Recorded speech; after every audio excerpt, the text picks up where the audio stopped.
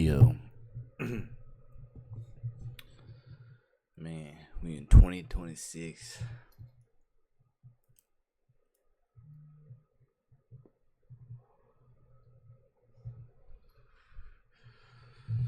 2026.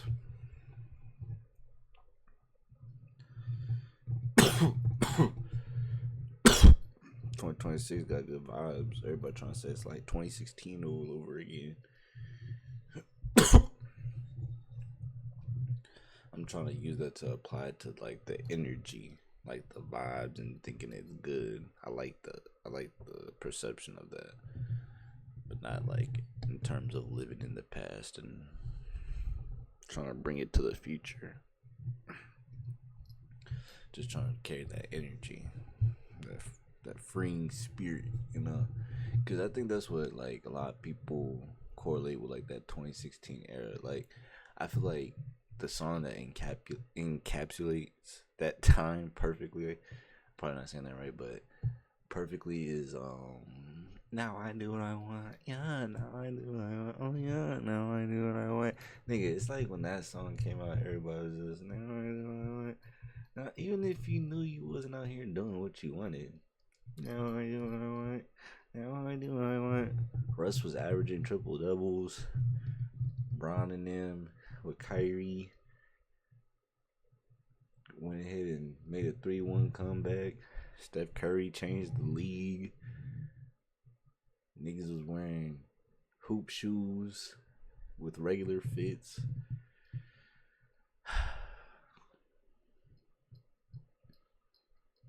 Everybody was trying to look like Odell. Like, it was a good time. It was a good time, 2016. So that's why I'm just trying to take that energy and apply it to like all the grown folk shit I'm doing. You know what I'm saying? I ain't 16 no more. We passed that. So I just think like all this year, I just want to like I want to pay back like people who I owe in all kinds of ways. Like whether I owe them a favor back, whether I feel as though I owe them videos, positivity, good energy. I was just been caught up in a lot of things in my head, and I just realized that was time to start giving back and shit. And just not being afraid too. I hope everybody takes that into 2026. It's just not being afraid. Like, it's 2026. Like, there's really no need to be afraid of who you are, how you look, or anything if you like it. And you ain't hurt nobody. Because it's like, bro, it's 2026 in America. Too many folks is able to accomplish whatever they want being just themselves. We're not in this super finite world in America no more. We got people with face tattoos getting regular ass jobs. We got fiends getting jobs, you know what I'm saying? So like excuse me. Discrimination is like at an all-time low as far as like appearance. That's why everything is just all social. Social discrimination. Who you voting for?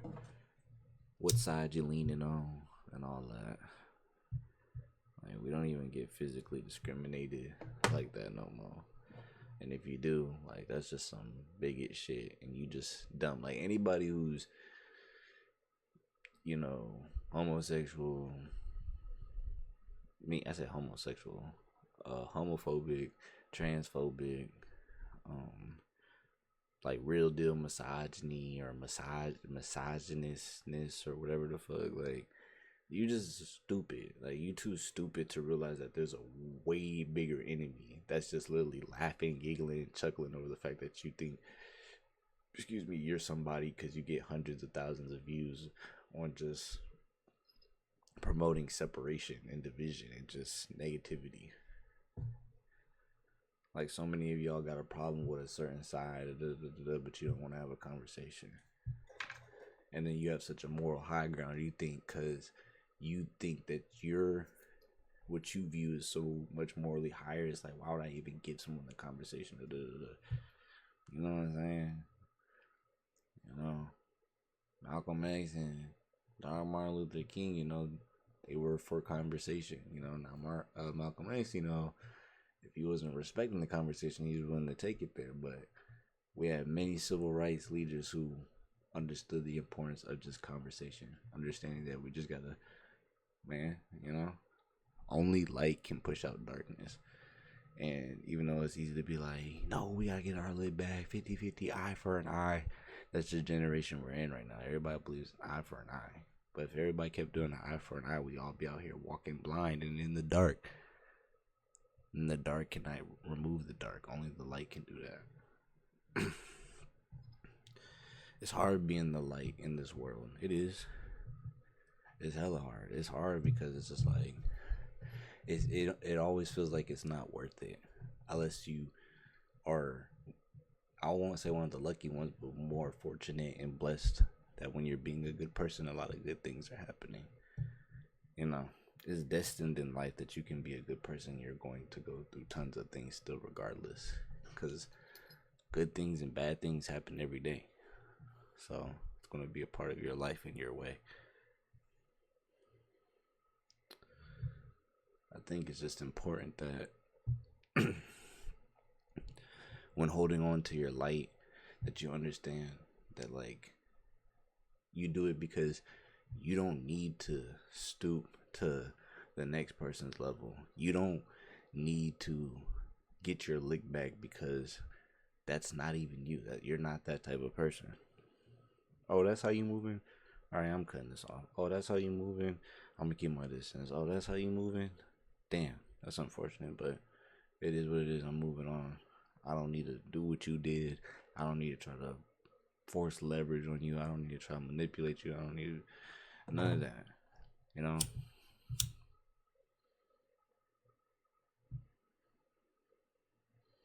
Because even if someone does something bad to you, if you get back and whatnot, you still have to eventually deal with that energy. You deal with what you put out. So you can think you're a good person this 95% of the time, but this one little percent you got that's just ugly, it has to come back to you.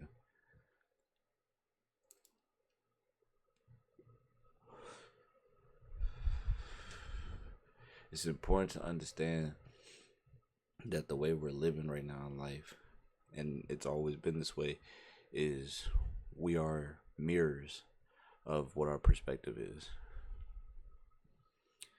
There's people you see struggling and this and that, and you feel so bad and damn, this life is just so ugly. But to them, they're in the mud having fun, smiling and cheesing, and just like, oh, thank God, the sun, oh, the mud, to be able to play in there. I can't wait to take just a nice little shower and get this off. Like,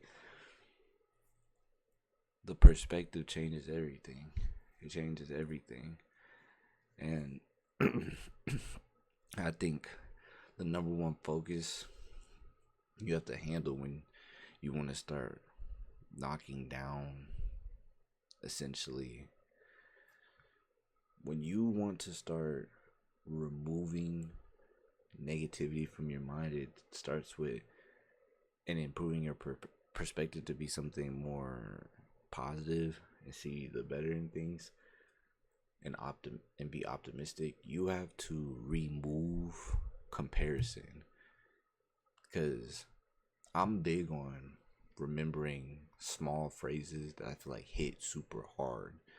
Like, there's the short little small phrases that always hit the hardest, and that phrase, that comparison is the thief of all joy, it truly is. You wouldn't sit there and feel like, damn, I'm not as cool as the other kids in school if you didn't think about the fact that they're all wearing the new Jordan 4s. You're comparing yourself to them in a situation you're not in. You're living your life. That's filthy. You're living your life. And it always, in the end, situations like that turn out for the best, though. Okay, yeah, you're not wearing the Jordan 4s like everybody else in school, but because everybody else is always trying to keep up with what everybody else is doing, they always have to keep up in that loop. And as soon as they're not in it, they're an outcast. They look weird. But you always having to be the one wearing hand me downs, this and that, you put yourself in a position where everybody who fucks with you because they're like, wow, he's not like everybody else. There's power in not being able to do what everybody else is doing. Moments like that are God's way, in my eyes, of trying to allow you to understand yourself more.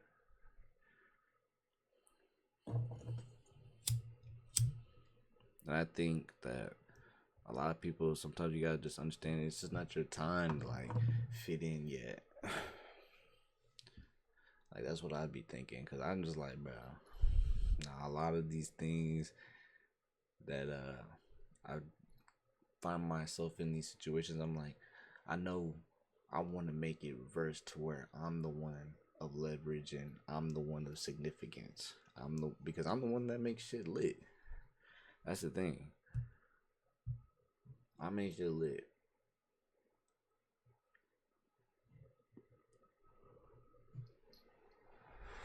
I make shit lit because I'm just too much of a chameleon for real.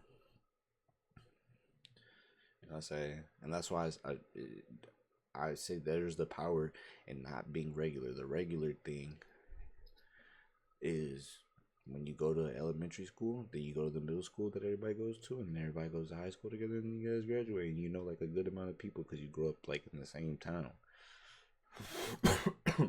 Because you know, optimally, parents want to put their kids in that situation where it's stability, consistency.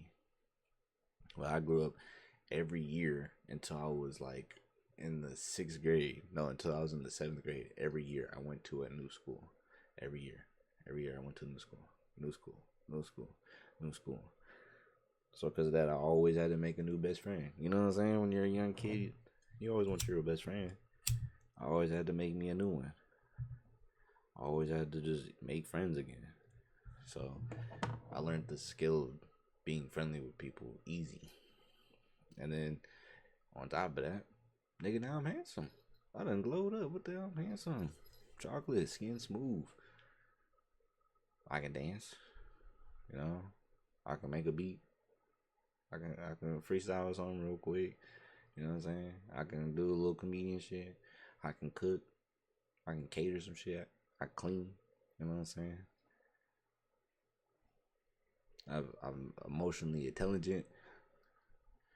So it's like with all those things that I put the work in on myself. Like niggas, nah, I'm not gonna just be giving it out just all super willy nilly and free.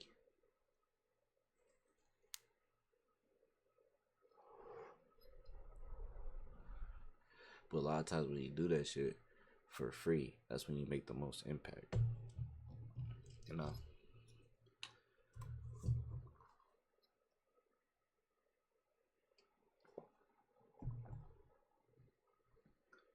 You gotta think when the biggest impacts are made, it's always made like